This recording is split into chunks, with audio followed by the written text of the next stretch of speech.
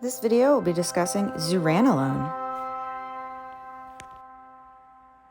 Hello, today I have with me, yet again, Dr. Stephanie Waggle.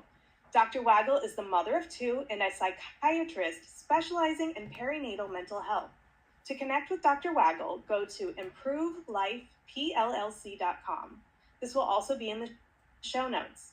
Today, she's returning to share important information about the new drugs that have been FDA approved to specifically treat postpartum depression. Dr. Waggle, welcome, and thank you for joining me. Hi, I'm so excited that I get to actually do a topic on a medication that's FDA approved for postpartum depression, because this is the first time an oral medication has actually ever been approved for postpartum depression, so it's big news. I know, I'm so excited. I can't wait to hear about it.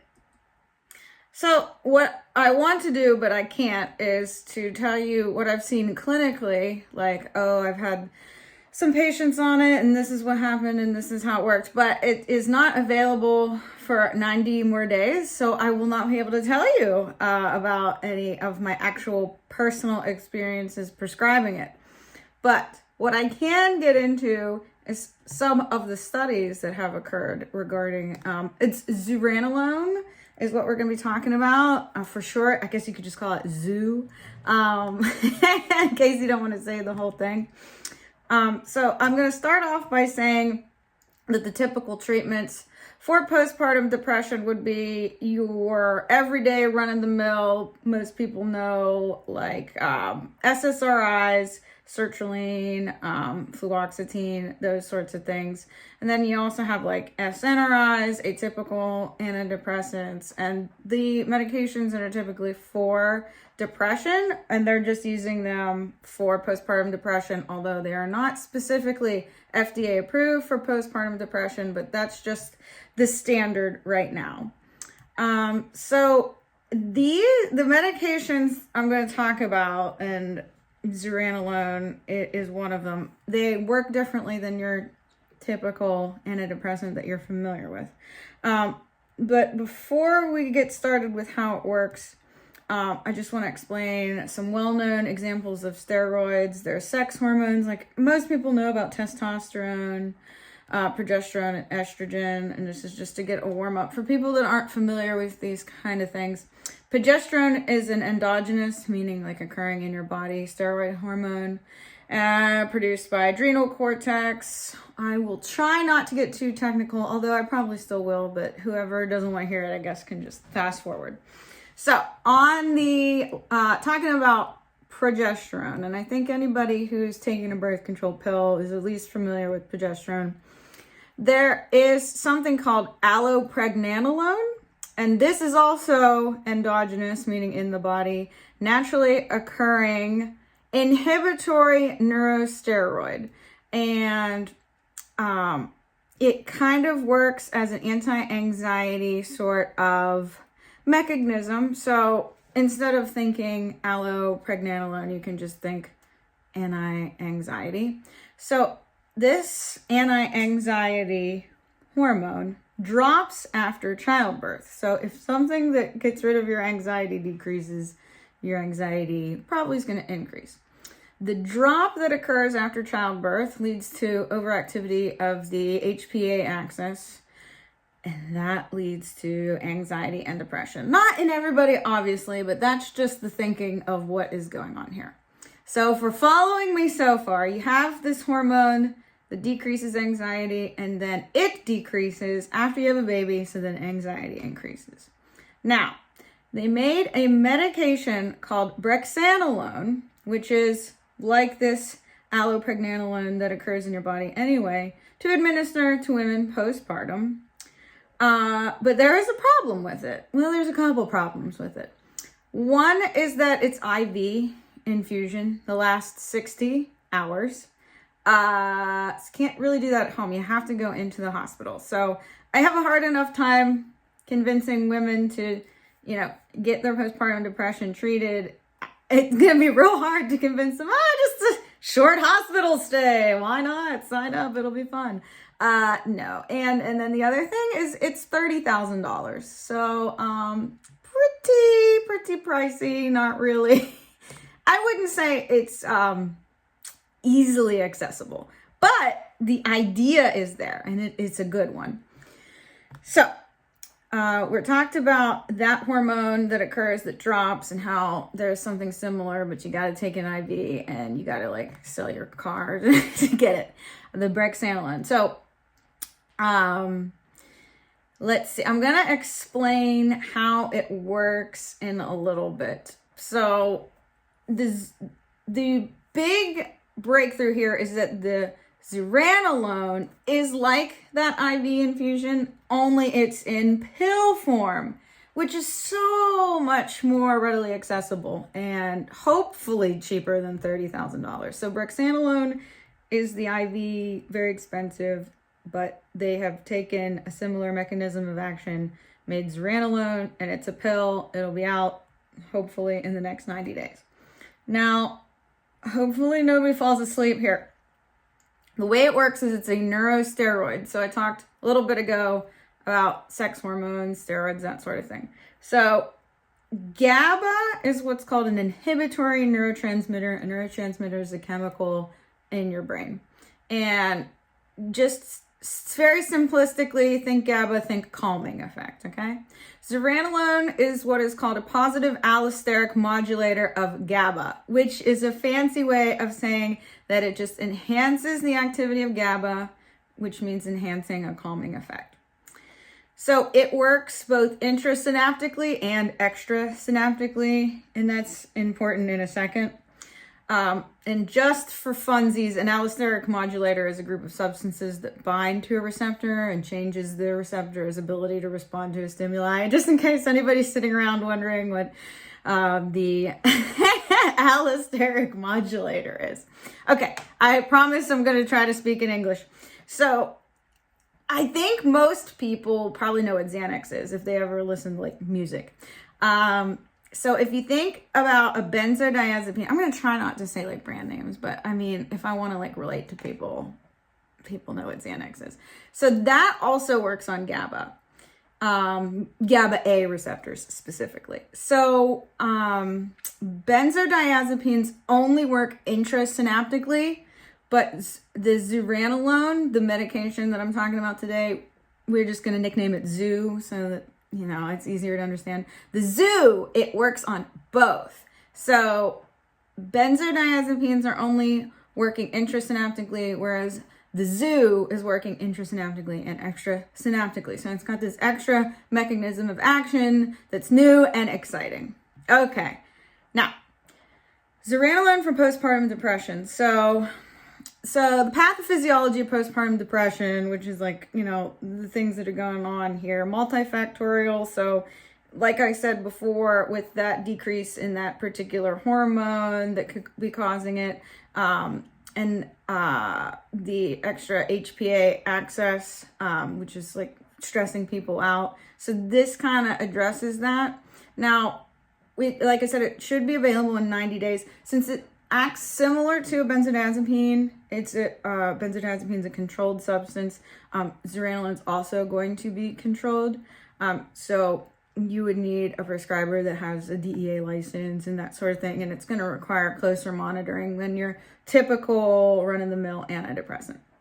So because it's not out yet, I don't have any data from any patients who've taken it, which is something I'd love to come back and talk about once I gather that. But we have to at least wait a couple months until it's out, and then a couple months to see, you know, how my patients did.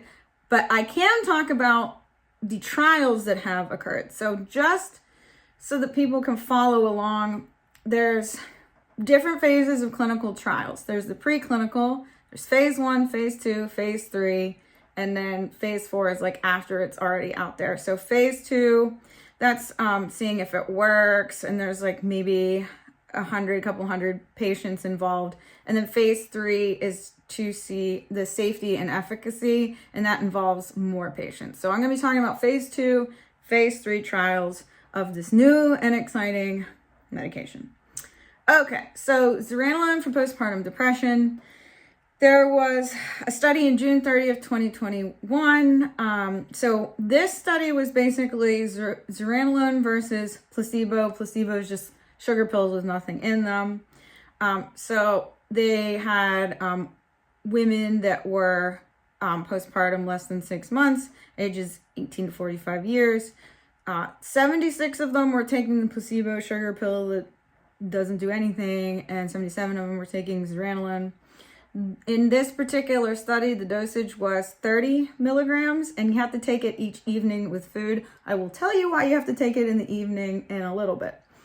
And this study found a significantly greater reduction from baseline HAM-D17. And you're probably like, what's a HAM-D17? So that is a scale to assess depressive symptoms. So a reduction would indicate less depressive symptoms.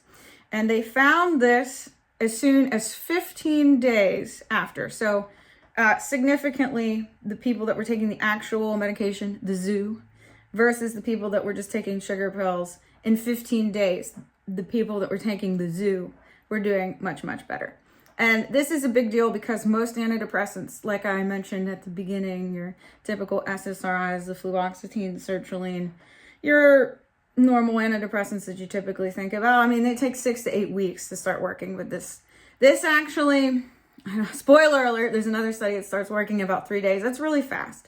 And so this study that I'm talking about now, at day 45, 54% of the women in the Zuranolone group were seeing remission, whereas only 30% in the sugar pill group were seeing remission. So that's one study. There's another phase 2 study, also found a significant change in the HAM-D, which is the depression scale.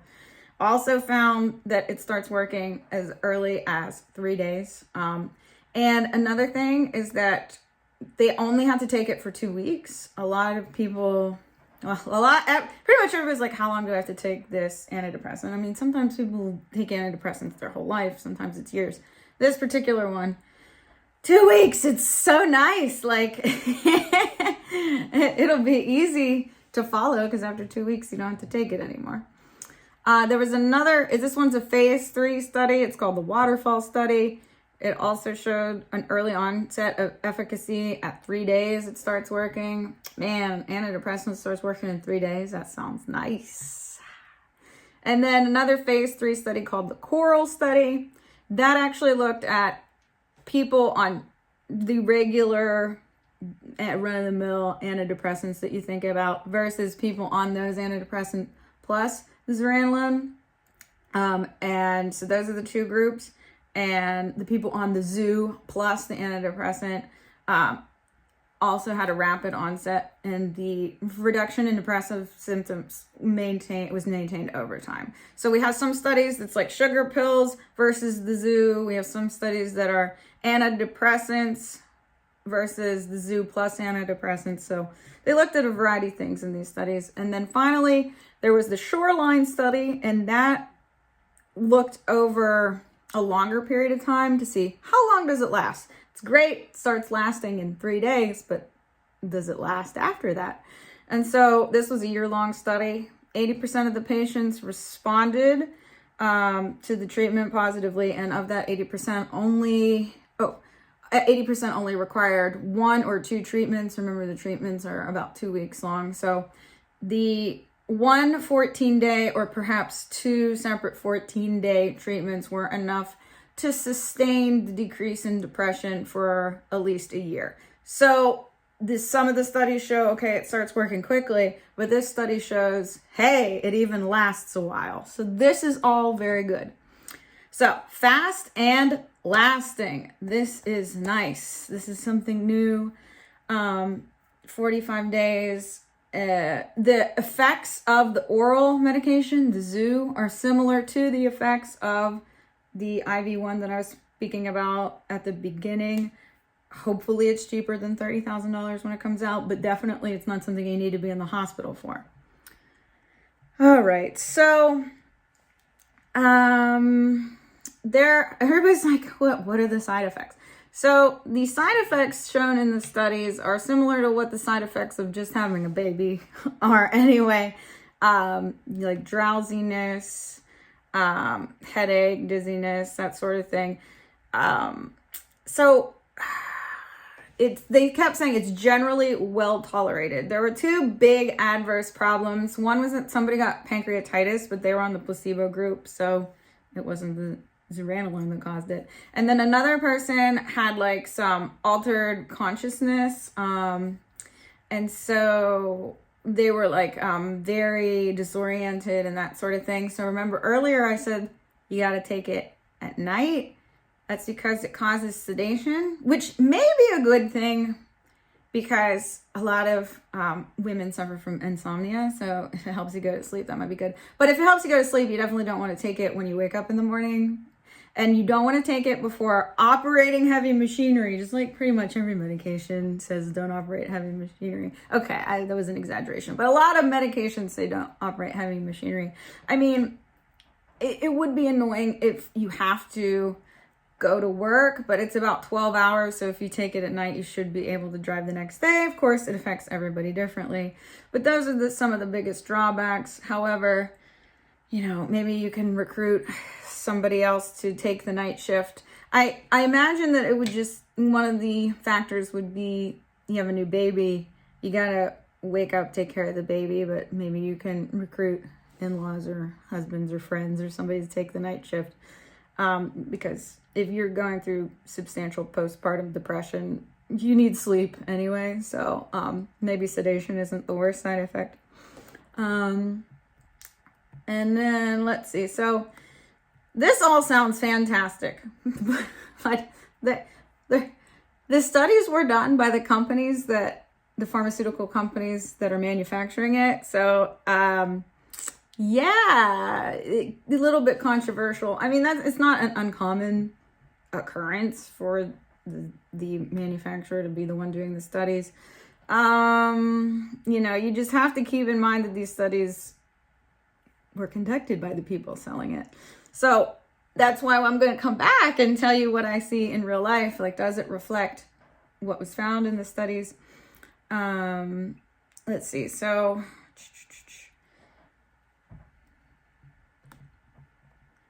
yeah, I don't want to get into too much politics with basically.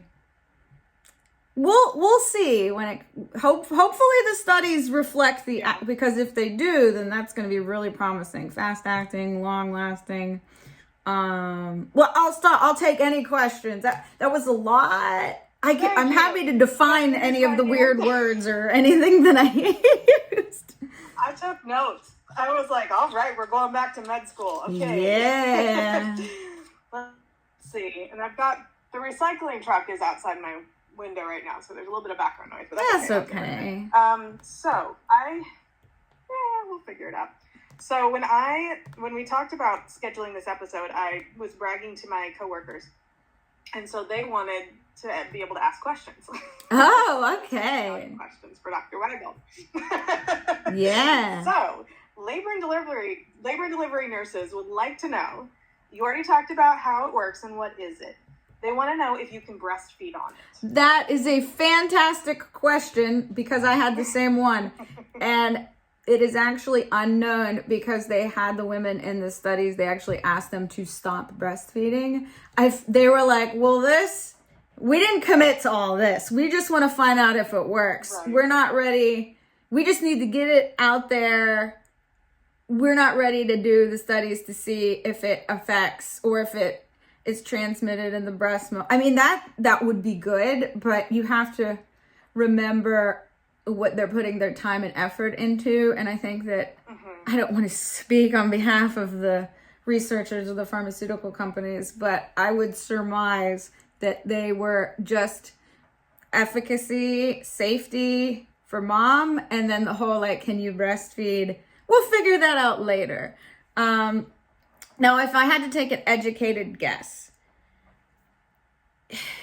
the biggest issue that I have if I have to prescribe somebody a benzodiazepine while they're breastfeeding, I always say, like, look for how your baby responds. If your baby's super sleepy, that might be an indicator that it's transmitting and having an effect on your baby.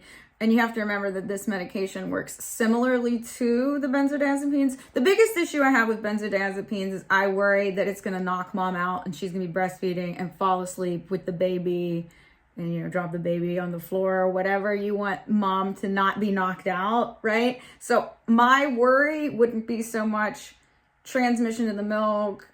I mean, probably make the baby really sleepy, but my worry would be mom would be super, super tired. And if she's breastfeeding well on this medication, she might just be like, you know, and then the baby would be like, excuse me, what's going on, mom? Why are you, and, you know, and even if the baby's like crying, if you're knocked out, you're knocked out, right? So that would be my concern with breastfeeding on this medication. So anybody that is a co-sleeper probably would not want to co-sleep during the treatment period. Right, because you I'm roll not over. Advocating for co-sleeping. Well, I was gonna say, I mean, I don't know. I'm acknowledging. You're acknowledging its existence. We have to, because it happens. Existence. You have to, because it does happen. Right. Yeah. If you co-sleep like and you take this, you roll over. Don't co-sleep. Yeah. Anyone that co-sleeps knows they're not supposed to co-sleep impaired. It is a personal choice that I'm not advocating. Similar to alcohol. Acknowledging. Alcohol also works on the same receptors, so it would be like analogous to like getting drunk and then falling asleep next to your baby. You don't want to do that. Exactly. No, you don't. Additionally, my wonder is, I've always asked this, and this is probably a little rabbit trail that we might need to do another podcast. Oh, that's okay. I like those. We'll just do it. So my thought is, they have those little milk strips that you can use to test for alcohol. They do. Why are we not doing that for everything? And I think the answer is money and time into research. So these researchers have to think, if I was the researcher, consumers, yeah. Yeah, maybe like let's harness our yeah, or to harness our whether power there's like as driven Kickstarter, consumers. like let's put the money into this. Yeah, let's do it. I'd invest. Yeah, I'm sure that there exists a way to everything. detect it in breast milk. I'm sure that it exists. Does a company want to put in the research and development into that? I don't know. Maybe if we showed them that there would be a demand for such a thing, but until then, it's not as if it's like impossible or scientifically, you know, implausible. Like it could happen, but somebody has to want to do it, and that somebody has to be pretty rich. So we'll see. But usually the somebody has to have money. That's it. And that was another point that before doing any research, my immediate thought was, this is a great sign that they came out with this, because that means somebody somewhere cares about pregnant women enough to put this in, because, you know, it's 2023 and this is the first pill that's ever been approved for postpartum depression. Someone finally cares about us. It's great. It's so crazy. Maybe they figured out that the mom being well affects the baby. Oh my goodness. But even more than that, like, can we please care about mom though? If the only way we can get them to care about mom is if they say it's important for the baby. I guess. Right. Better than nothing. Well, someone cares, and I'm delighted about it. Someone cares.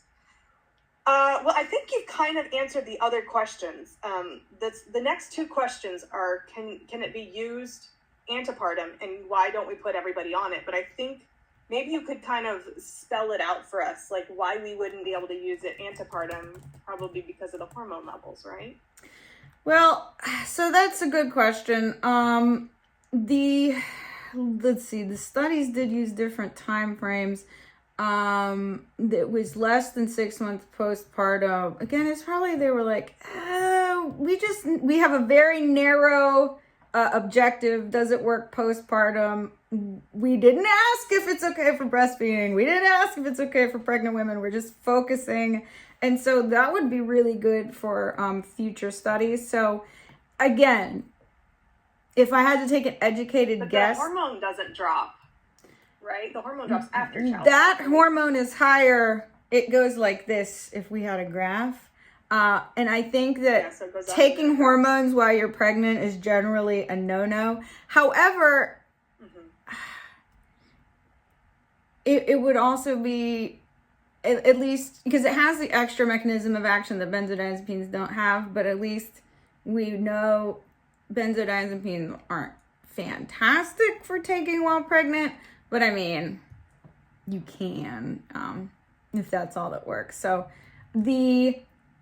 taking it while pregnant and taking it breastfeeding have not been studied. However, once it's out and about in the world, it's going to happen. And then that would be the last phase in the clinical trials, the phase 4, when it's already out. Yeah, the phase 4 experimenting on regular. Yes, the post-marketing research where it is you that's the subject, huh? But those are good questions and nobody knows. And then, the question of why don't we put everybody on it? Oh, I can answer that. Same answer, because there's, yes. Well, you want to go first? No, you go for it. Because I'm real excited about this.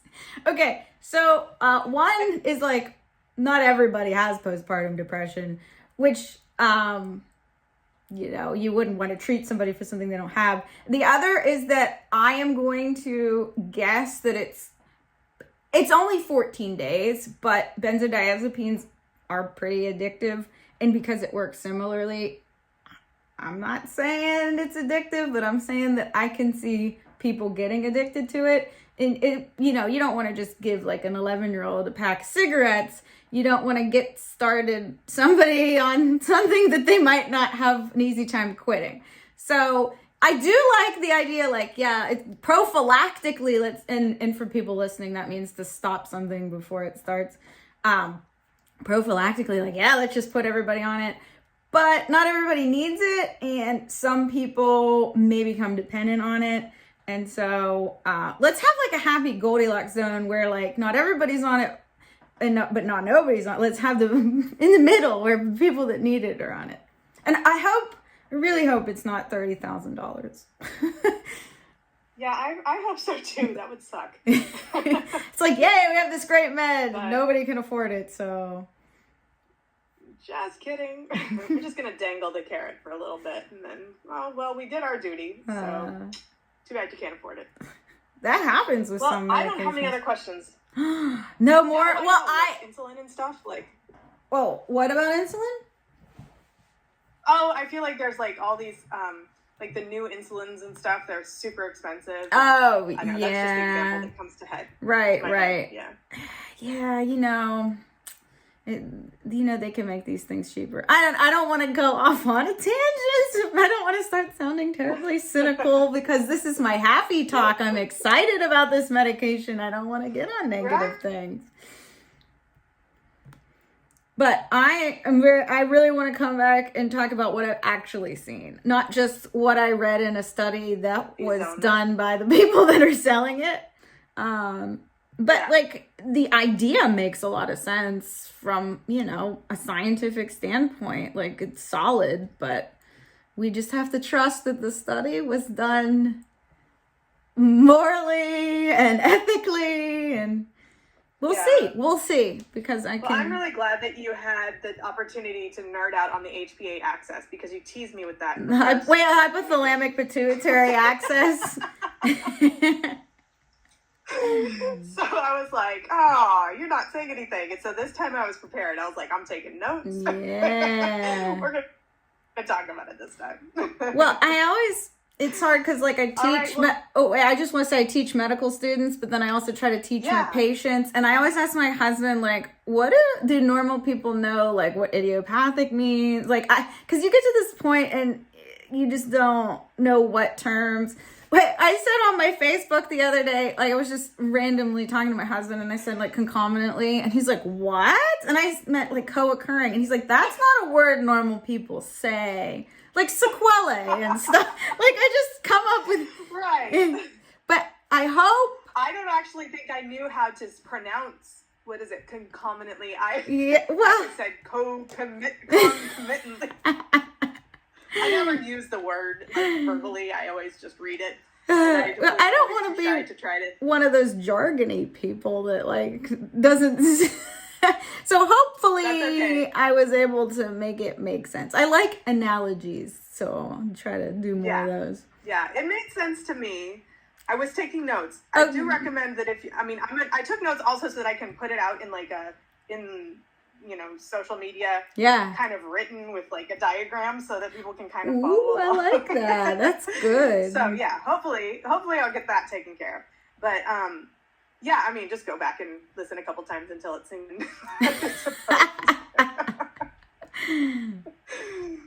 That's what I'm gonna do. Yeah, it'll be fun. All right. You can do something else concomitantly. Was there anything else? I don't want you to be late to your. I can do something else concomitantly now that I know how to pronounce that. Wait, but episiotomy, not episiostomy. See, we all have our things we need to pronounce. That is true. Hey, you are ratting yourself out right now because I took that out of the last episode. No, I would never claim that I can pronounce all of the things. Actually, I read something really interesting. It said, don't be embarrassed if you mispronounce something because that meant that you read it in a book. And I thought, oh, that's touching. That's touching. I did. I read concomitantly in a book and I never heard it pronounced out loud. See, that just means that you read. I do read. Well, Dr. Waggle, if there's not anything else, I'm going to let you go so you can get to your next appointment. Yeah, I'm happy to talk about this medication. It's very promising. Yeah, and then definitely, throw me your ideas because I'll have you on anytime. All right, I'll let you know once I get some clinical data from this. To schedule an appointment or to attend free therapy for pregnant and postpartum women, visit www.improvelifepllc.com. To see the studies that I referenced today in this video, please look in the description. Thanks.